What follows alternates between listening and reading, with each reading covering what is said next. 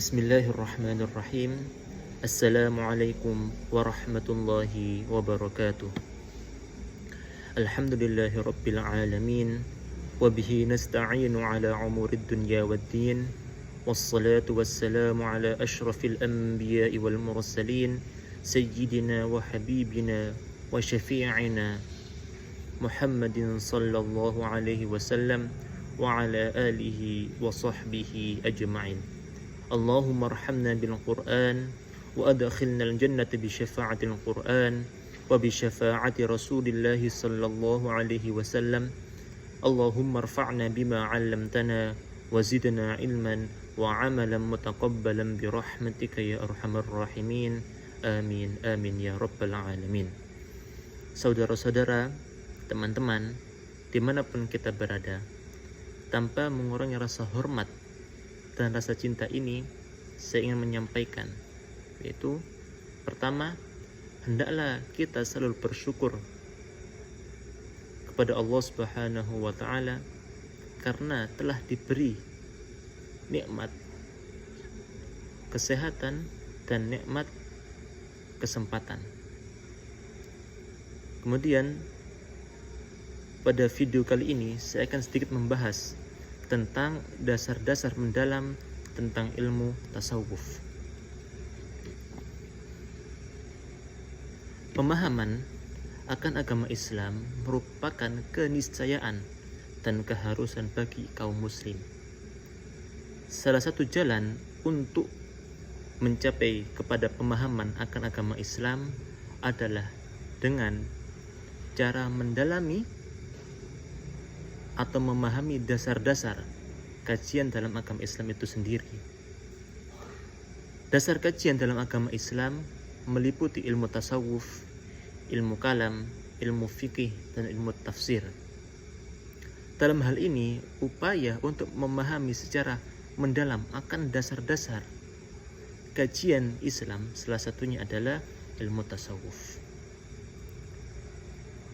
Ilmu tasawuf sendiri merupakan ilmu yang mengajarkan bagaimana seharusnya sikap mental seorang manusia sebagai makhluk kepada Allah dan hubungan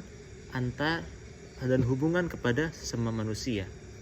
Dalam hal ini, ilmu tasawuf tidak hanya mementingkan hubungan ibadah kepada Allah saja, namun juga memperhatikan hubungan baik antar manusia sebagai sesama makhluk.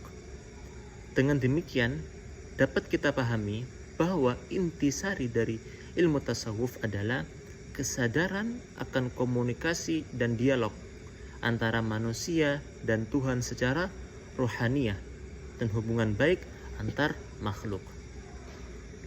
Ilmu tasawuf sendiri berlandaskan kepada Al-Quran dan Al-Hadis. Salah satu sumber di dalam Al-Quran sebagaimana yang telah disebutkan di dalam surat Al-Baqarah ayat 186, Allah Subhanahu wa Ta'ala berfirman, "Wa idza sa'alaka 'ibadi 'anni fa inni qarib ujibu da'watad da'i idza da'an falyastajibu li wal yu'minu bi la'allahum yarshudun." Yang artinya, jika hambaku bertanya kepadamu tentang diriku, maka katakanlah bahwasanya aku dekat dan aku mengabulkan permohonan orang-orang yang berdoa kepadaku.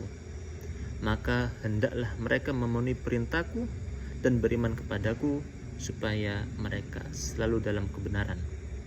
Sedangkan dalam Al-Hadis, Allah berfirman dalam hadis qudsi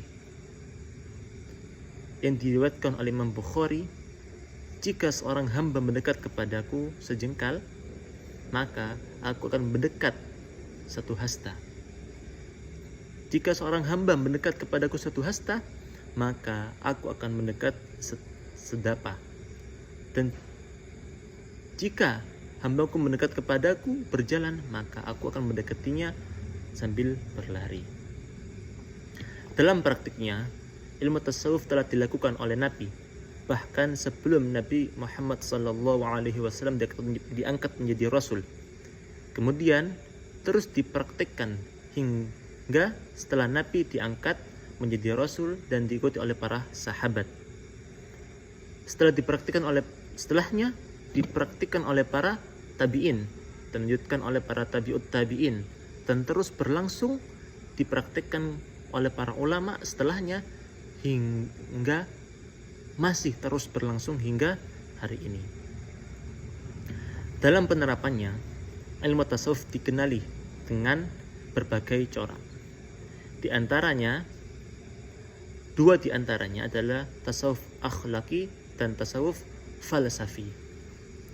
Tasawuf akhlaki adalah corak tasawuf yang menekankan kepada amaliyah, sedangkan tasawuf falsafi adalah corak tasawuf yang mengutamakan pemikiran-pemikiran filosofi dengan ungkapan-ungkapan ganjilnya.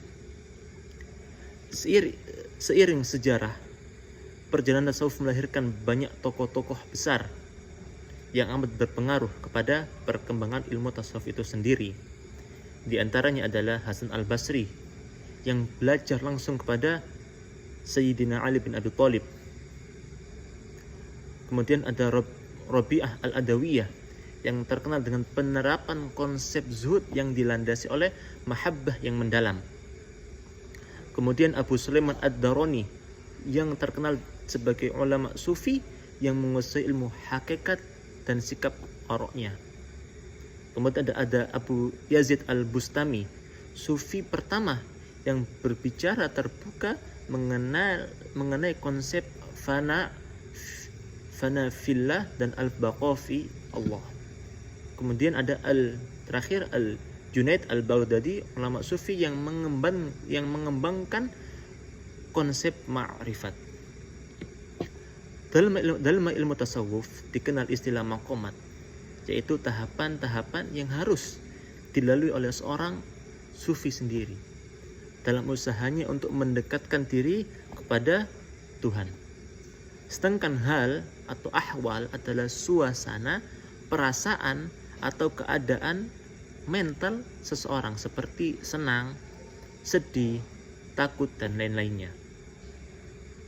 Terdapat 7 tingkatan kesufian atau yang tadi yang disebutkan sebagai maqamat, yakni az-zuhud, taubat, wara, sabar, faqir, tawakkal, ridha. Wallahu a'lam bishawab. Assalamualaikum warahmatullahi wabarakatuh.